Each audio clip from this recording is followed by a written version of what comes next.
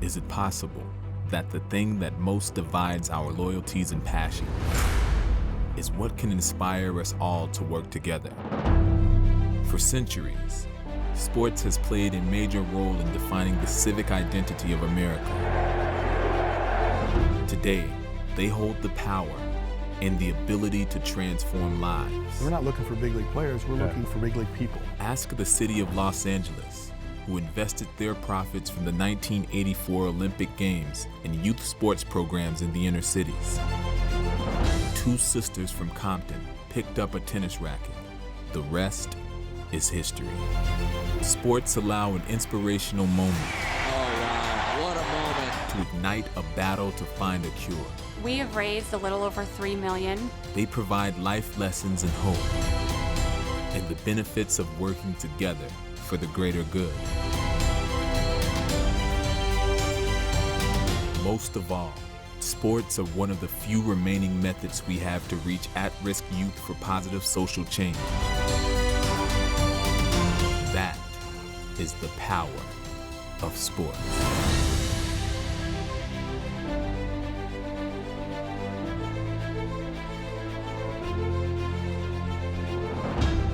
Hello and welcome to the Power of Sports, presented by Group 1001.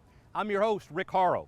And this month we're in South Florida and we've got a great show planned with some amazing guests who have done great work right here in South Florida and beyond. The Ironman, Cal Ripken Jr., will join us to talk about his foundation's work. We'll also profile an organization that's using the biggest leaders in sports to promote racial equality. But first, we'd like to take you around the area to learn what local teams are doing to promote their communities. It's called City Pulse.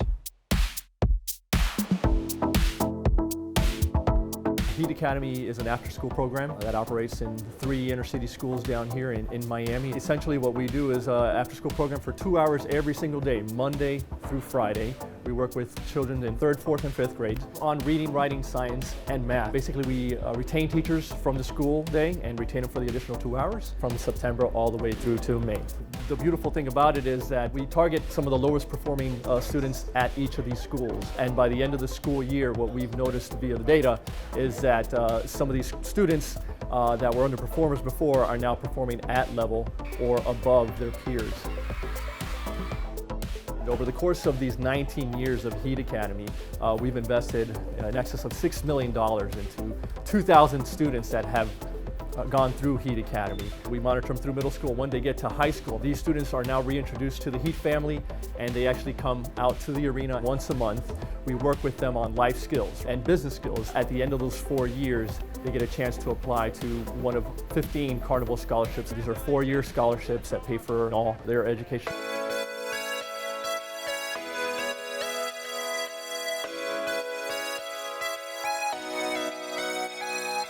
Started as a cycling event, now it's so much more. The Dolphins Cancer Challenge, it's one of the primary initiatives of the Dolphins Foundation. Talk a little bit about the implementation. You know, this initiative when I got here I was blown away by how much community support there was, how much money was being raised. I think the first year was $500,000. We raised $6 million this past year and have a goal to be well over $7 million this coming year. 100% of the proceeds go to Sylvester Cancer Center, and the goal is to make Sylvester Cancer Center at the University of Miami a National Cancer Institute recognized facility, of which there's only, I think, 40 or so in the country. Sylvester is prolonging lives, saving lives, and that money goes to research to do that. What do you do to raise the money?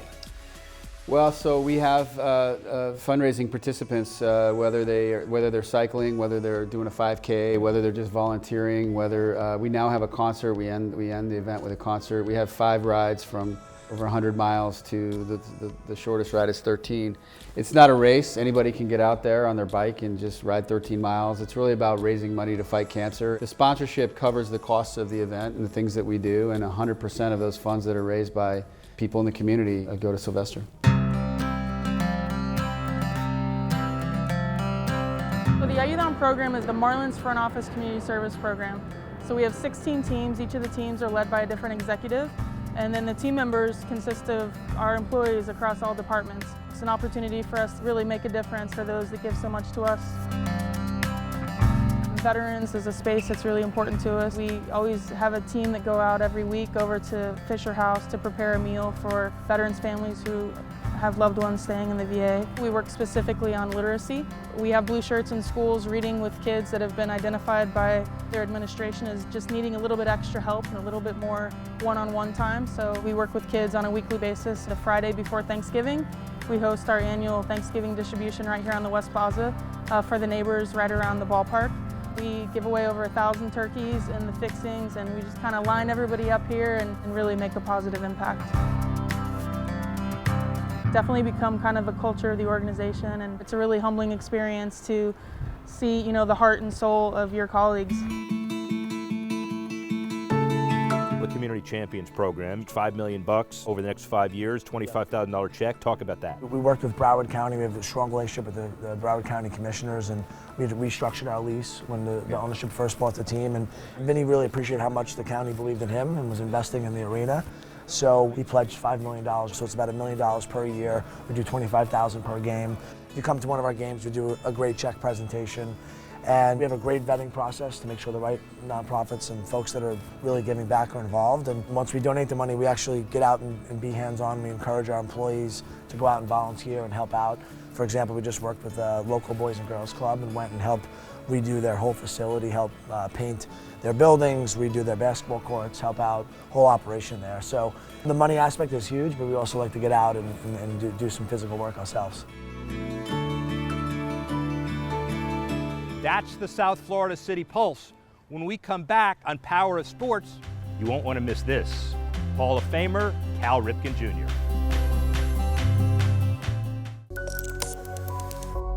Yeah, it's Miami Stadium, but that's a market. This is home plate of the Miami Stadium, which was the baseball hub of South Florida for over 5 decades. This ballpark in the city of Miami was important to the Ripken family. Cal Sr. managed the minor league Miami Marlins in 1967. And 10 years later, his son Cal Jr. was with the Miami Orioles and was moved to third base because his manager felt it was a good fit. The Ripken connection to this area continues today, both here and across the United States. We recently caught up with Cal Ripken Jr. to talk about his foundation's work and where he hopes it's headed in the future. Hall of Famer Cal Ripken, Ripken Baseball, Ripken Foundation. But today we're going to focus on the second and third more than anything else. A little bit of an elevator speech about the Ripken baseball piece, the foundation, how they all come together. I'm not very good in an elevator. All right. Well, pretend this one takes a little while to get to the top. I got you. We got the idea to start the foundation in my dad's name, so it's Cal Ripken Senior Foundation. Dad's life was all about helping kids. He did it through his help in the minor leagues, trying to get kids to the big leagues, acted as a father for many of the kids that came from diverse backgrounds. But he used to use baseball to help kids in the communities that he was in. And I thought that was his magic. So Billy and I started the foundation to help kids. It didn't have all the same advantages, and we'd use baseball to do that. And we've had some success. We thought that we would help a handful of kids, and that would be meaningful enough. But the important thing is we're helping kids. Your dad's managing career was very important in Miami, and won 2 Fields All-Star game this year in Miami in conjunction with the Commissioner of Major League Baseball. So you had a chance to kind of come back.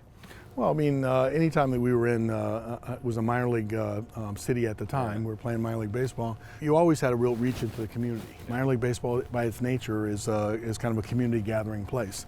And so we had a grip into there, and we all felt that the community grabbed us while we were there. So it's always fun to go back.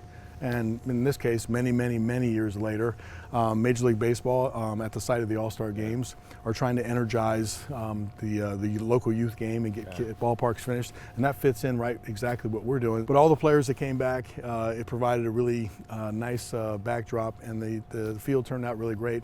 But I always say the best part about any field that you do, you know, the ribbon cutting ceremony, we'll all stick our chest out and it'll look the best it's ever going to look. But the beauty of the field is when you sneak back and you see kids actually playing on it and enjoying the field. Well, and the bottom line is the field, as we know, are so much more important than fields themselves. Your mandate is a field is the kind of physical manifestation, but it's education, it's training, it's teamwork, increased graduation rates, self-worth. There's a whole lot of value that comes out of that, doesn't it? We would call it an outdoor classroom, if we're sitting there talking. In our elevator speech, maybe I'll add that into our speech. We're not anywhere near the top, so we've got a way to go. So the outdoor classroom, it's a place, a safe place, in some areas that aren't so safe. A safe place for kids to develop and grow. And there's a curriculum, there's a way of thinking, there's a mentorship building that takes place on those fields. But you push kids away really quickly when you say it's a classroom. Yeah. It's a baseball field, it's for fun. But the interest here is we're not looking for big league players, we're looking for big league people. And we're trying to use baseball to help those people. If you appeal to a kid, and the way to appeal to a kid, in my opinion, is through things that they like to do, that they're interested in. Sports is that vehicle for many kids. And baseball is an interesting sport. You don't have to be the biggest, strongest, and fastest. There's certain skills that you can apply. Many times we see out here that kids of the smallest size have the most success swinging a bat. They have an instinct, a hand-eye coordination, and some power. And the bigger kids haven't figured that out yet. And so it's really gratifying to see how sometimes roles can change. But baseball is a beautiful sport. It's for all types of kids, all shapes and all sizes. And we think it fits really well trying to get them moving in the right direction. You come back to a place like this, you look back years after it opens. What gives you the most satisfaction? Sneaking back. Yeah. You coming down by the way, car. you can't sneak anywhere. Oh yeah, you can sneak. You can sneak? You can sneak. Okay. Unannounced, you just kind of come in, you're coming into Baltimore and you say, I wonder what's happening over there in that field. And you'll kind of cruise over and look at it. When you see what's going on out there, that's the real stuff that happens when you're not there, and that's the stuff that makes you feel good. So to me, that's the beauty of a place like this. Come back, first of all, you want to come back and make sure it still looks good and still feel fine, but for me personally, it's the activity on the field that you witness. Here's why I do it. When I was a kid, I remember how important every word that a big league baseball player said. Yeah. I remember reading a Sports Illustrated article that had Willie Stargell said, you make it to the big leagues on talent, you stay because you're smart. And then I literally thought that being smart, meaning doing well in school, would help my chances to be a big league baseball player.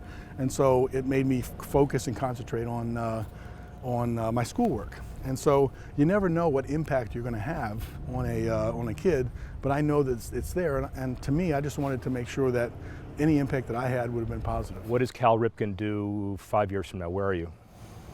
Probably opening field number 150. Okay.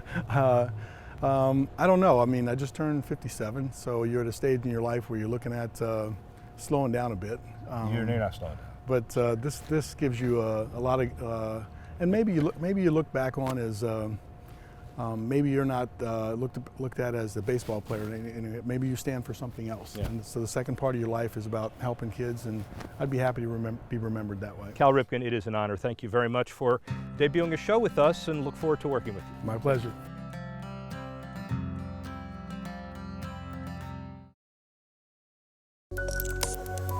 Miami Dolphins come in the league in 1966, and Steve Ross buys controlling interest as a third owner of the franchise in 2009.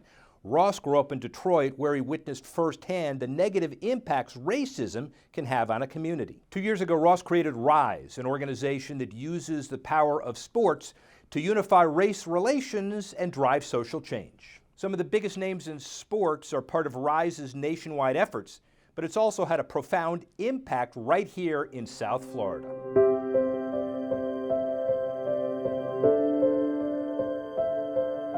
Life is a little bit bigger than football, am I right? Yes, sir. We're learning life. I want you guys to be able to have intelligent conversations.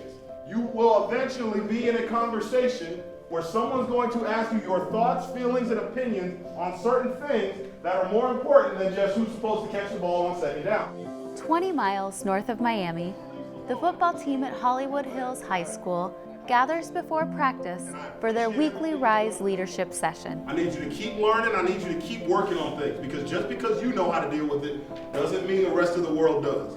The topic this week, stereotypes.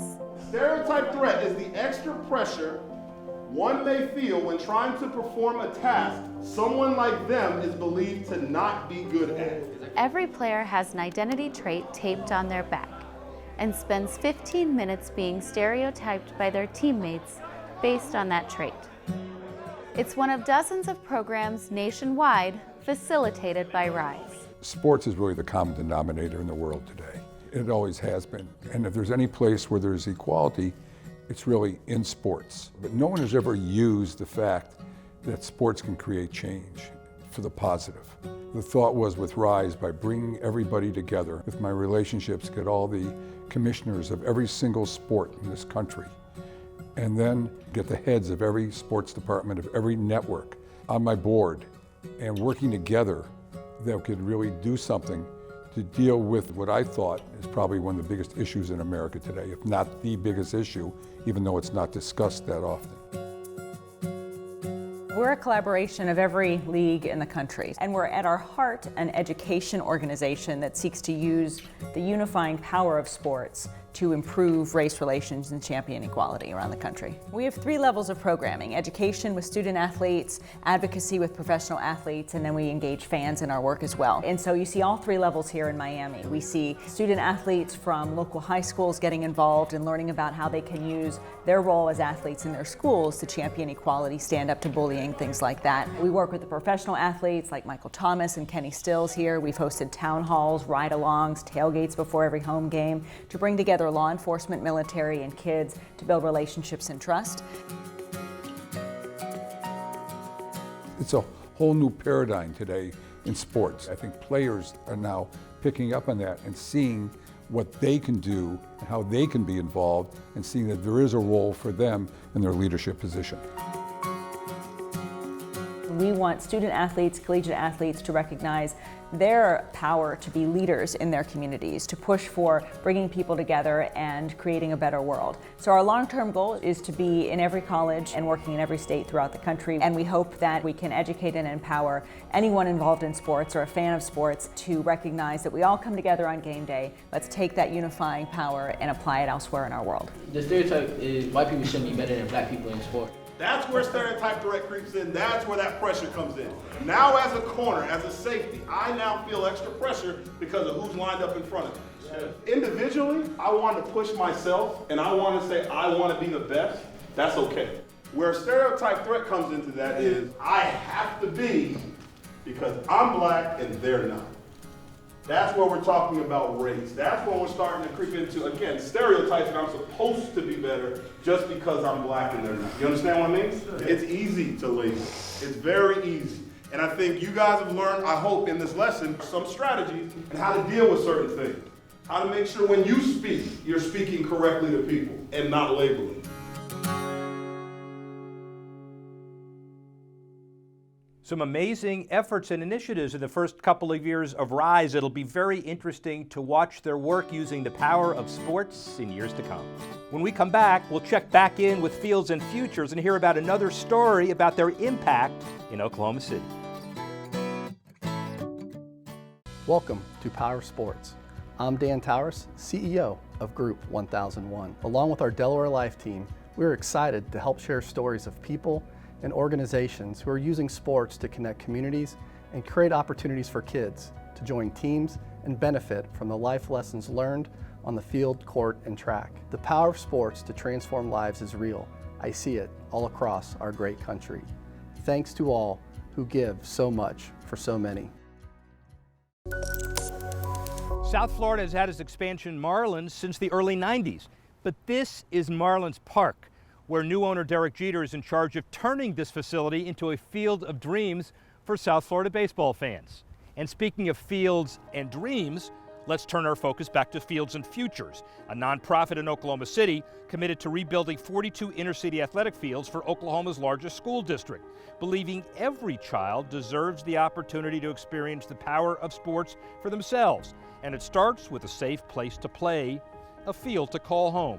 Each month on Power of Sports, Fields and Futures will share a story about the impact a playing field can have on the life of a young student, coach, or individual. Today we introduce you to Brianna Bighorse, whose lifelong journey for a role model eventually led her onto a softball field. Everyone knows my last name, so like every time they heard my name, they'd be like, oh, you know, you gotta watch out for Bighorse, don't mess with her. Because I was known for fighting in middle school. I want to be the biggest, baddest kid in the group, you know. And I came into high school like that, and then I'd see people were like afraid. The assistant principal pulled up her rap sheet from Taft, and it was probably 3 computer pages long. And they're like, wait a minute, this kid has done this. And I said, I don't care what she's done in the past. Brianna was looking for a way to channel some anger or channel frustration, and I think she found that this was her escape. I came in as a freshman, and she told me, you're not gonna act like that and still play sports. And I was like, okay, say no more. I was going down a very wrong path, and I was just searching for that guidance, and I found it here. If you don't play sports, you're missing out. It lets you experience a family bond that not a lot of other kids get. That field is everything. People doubt you because you're city school, you know, you're gonna go out there, you're gonna win with your family.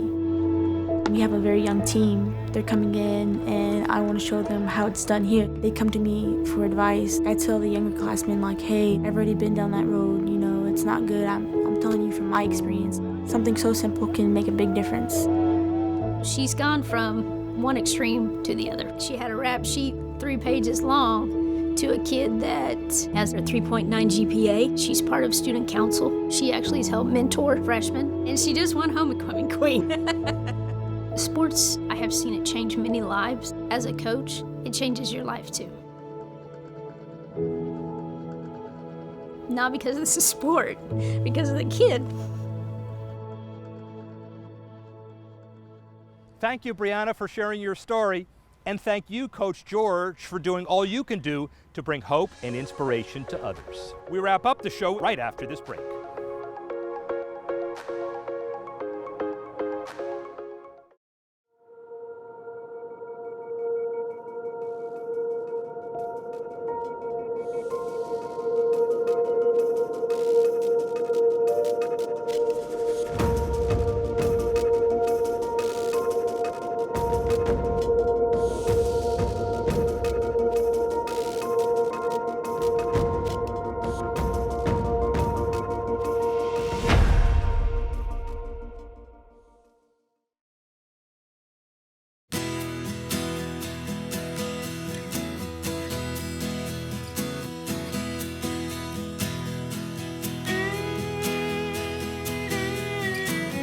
Well, that'll wrap up things for this month in South Florida, a community using the power of sports to activate social change for the benefit of the entire community. I'm Rick Horrow, and thanks to our crew, and join us next time on The Power of Sports, presented by Group 1001.